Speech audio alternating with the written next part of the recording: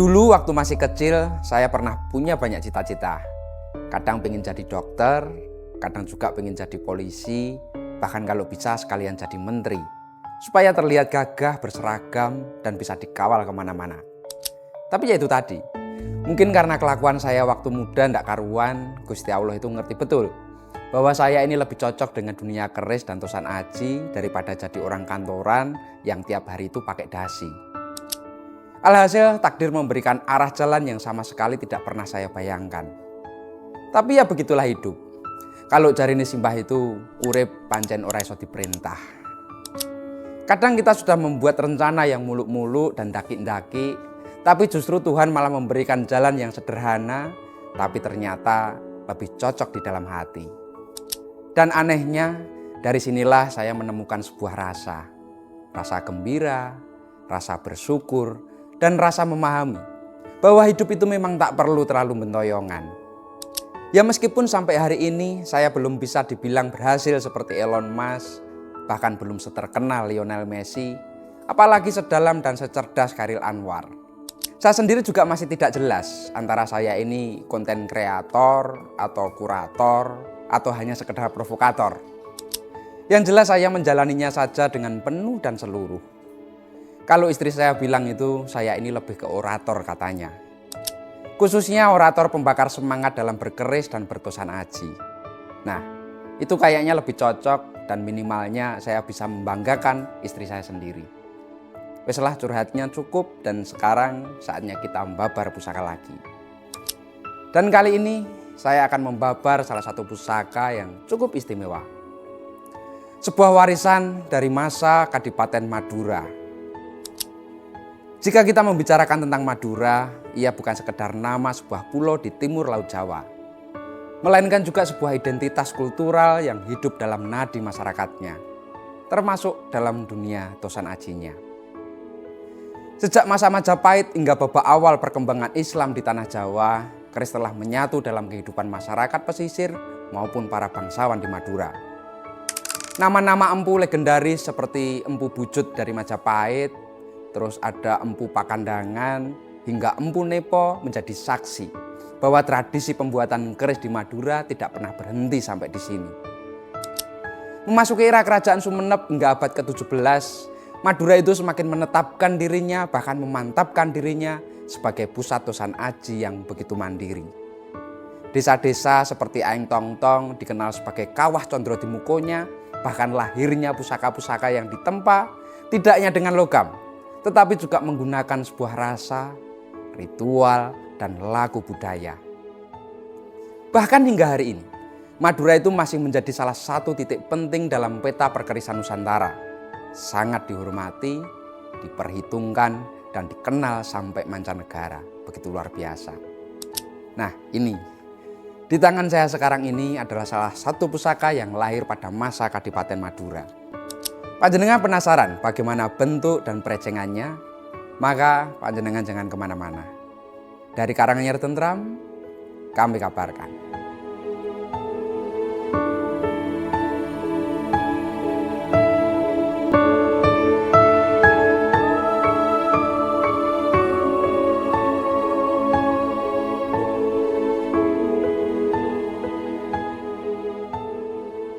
Pusaka dengan busana ladrang Surakarta dan untuk bahan kayunya itu cukup istimewa.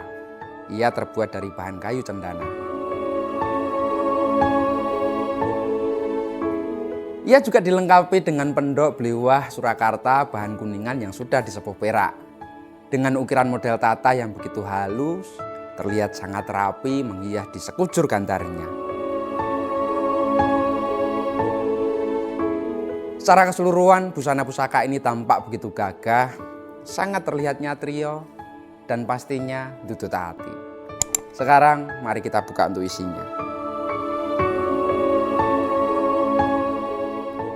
Pusaka lurus dapur brojol pamor dwi warno, maksudnya itu perpaduan antara pamor kulbuntet dan pamor sekar lampes, dan untuk tangguhnya itu Madura sepuh.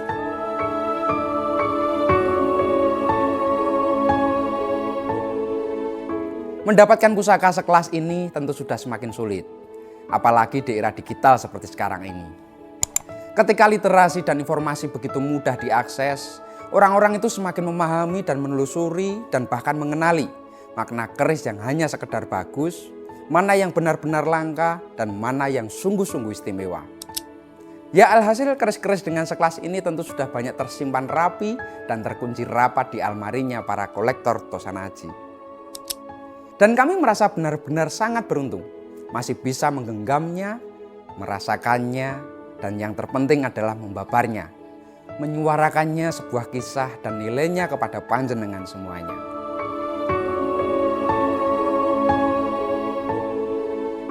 Jika dipersani, pusaka ini itu secara dapur memang sederhana. Iya, betul. Ia berdapur brojol. Pusaka yang nampak lurus, polos, dan tanpa banyak rician. Ia hanya memakai pejetan saja, dengan gandiknya pun juga lugas tanpa ornamen seperti ada sekar kacangnya, ada ganan atau ornamen lainnya. Tetapi justru disitulah letak kejujurannya. Ia begitu tampil sangat lugas, nampak sekali tegas dan blak-blakan apa adanya. Dapur brojol sendiri itu memang termasuk salah satu bentuk dapur keris yang memang banyak dijumpai. Karena memang pada zaman dahulu dapur ini memang dibuat dalam jumlah yang cukup banyak. Terutama bagi kalangan rakyat atau sebagai pusaka awal bagi mereka yang sedang menapai jalan kedewasaan spiritual. Tapi jangan salah, kesederhanaan itu memang bukan berarti tanpa makna. Setiap keris itu selalu membawa nilai dan pesannya masing-masing. Kalau tidak pada dapurnya, biasanya itu pada pamornya yang istimewa.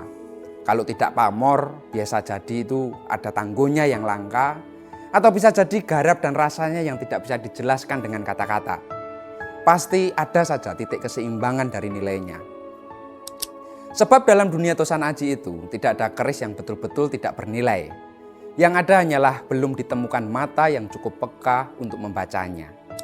Nah, pusaka ini contohnya. Ia bisa dibilang sangat istimewa, bahkan dibilang langka. Kenapa demikian? Keistimewaan itu memang bukan terletak pada bentuk dapurnya yang begitu megah, harus daki-daki, melainkan pada guratan pamornya. Bisa panjenengan pirsani. Pusaka ini berpamor dwi warna, yang artinya itu dua motif pamor yang muncul dalam satu bilah secara harmonis dan sangat selaras.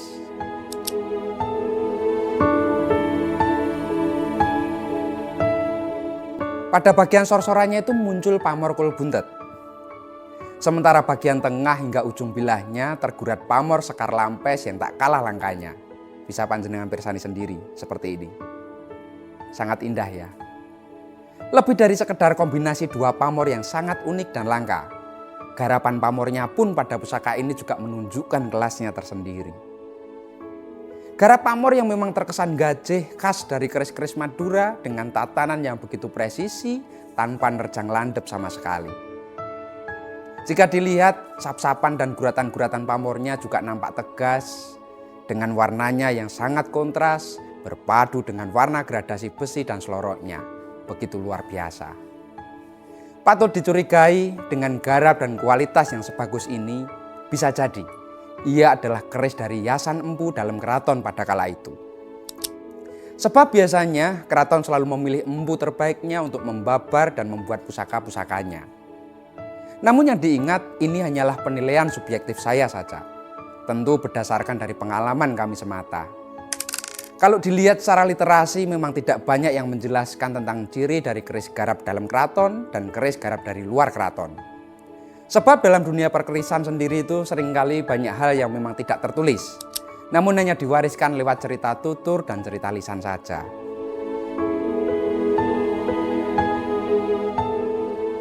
Kalau dalam pembacaan makna dan filsafatnya, keris ini tentu menyimpan pesan-pesan luhurnya tersendiri. Bahwa ia tidak hanya indah dalam pandangan, namun juga kuat dalam keluhuran rasanya. Pamor kul buntet misalnya, yang secara harafiah itu dapat dimaknai sebagai kulit yang mampet, atau tertutup rapat, atau bahkan tak mudah ditembus. Ia menjadi simbol sebuah perlindungan, simbol penjagaan, sekaligus simbol sikap waspada.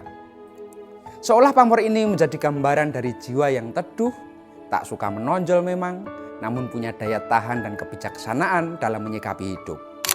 Barangkali ia untuk menjaga, bahkan membungkus, bahkan melindungi, baik secara lahir maupun batin kita. Wallahu a'lam.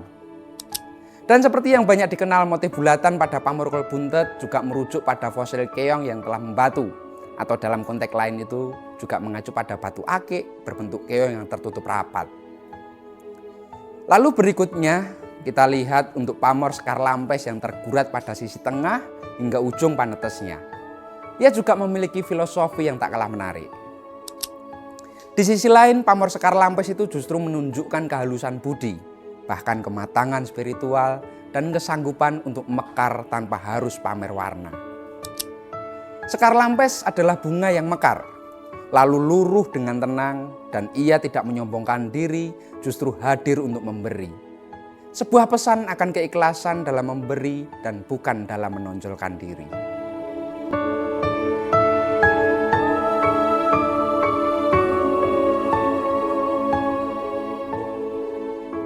Jika kita pirsani berlahan, pusaka sepuh dari era Kadipaten Madura ini masih sangat menyisakan bentuk fisik yang begitu utuh dengan segala kelebihannya. Dari segi kualitas besi misalnya, bahkan ditambah ketajaman garap hingga pamor yang tergurat yang penuh dengan rasa.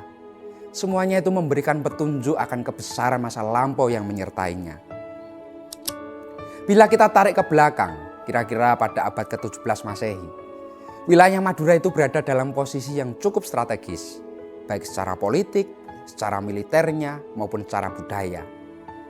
Pada masa itu, Madura bukan sekedar pulau kecil yang terpisah dari Jawa, tetapi menjadi wilayah penting yang punya pengaruh sangat besar, terutama karena munculnya tokoh-tokoh seperti Raden Tumenggung Cokroningrat I dan penerus-penerusnya yang berperan besar dalam percaturan politik Mataram. Madura itu pada abad ke-17 dikenal sebagai lumbung pasukan tangguh. Banyak di antara mereka itu menjadi tulang punggung kekuatan militer dari kerajaan Mataram. Bahkan tak sedikit pula orang Madura yang dipercaya memegang posisi penting di lingkungan keraton, baik sebagai panglima perang, ataupun abdi setia, maupun empu pembabar pusaka. Dari sinilah muncul banyak keris tangguh Madura yang secara garap itu memang sudah lebih berkembang daripada wilayah-wilayah lain. Jika dilihat dari karakternya, untuk prototipenya ini keris-keris Madura pada era ini memiliki pasikutan yang memang terkesan cukup galak. Gandeknya itu cenderung miring, lalu besinya itu berkesan kering seperti kurang wasuan. Warnanya hitam agak keabu-abuan dengan kadar bajanya itu yang relatif kurang. Sedangkan untuk pamornya sendiri tergolong mubiar dan nyekrak, seperti pada pamor Dwiwarno pada pusaka berdabel brojol ini. Madura saat itu menjadi salah satu pusat budaya Tosan Aji yang cukup mandiri, meskipun memiliki hubungan erat dengan gaya keraton Mataram. Namun banyak empu Madura tetap mempertahankan corak dan identitasnya. Mereka menciptakan pusaka-pusaka dengan ciri yang tegas, yang padat dan yang lugas, namun tetap syarat sekali dengan rasa. Dan menariknya, meskipun zaman telah berubah, pesona dari pusaka ini masih tetap hidup. Seolah ia tetap menyimpan jejak dari sebuah era ketika kesederhanaan tidak lepas dari kekuatan dan ketegasan tidak kehilangan kelembutan rasa.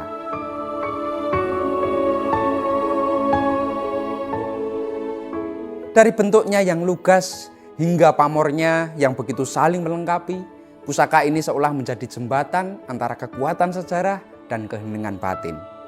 Karena memang begitulah hakikat dari pusaka. Ia bukan hanya sebilah besi ditempa, tapi saksi bisu dari zaman, menjadi sebuah nilai dan penanda perjalanan hidup manusia yang pernah menggenggam dan yang pernah merawatnya. Matur nuwun dan salam tutut ati.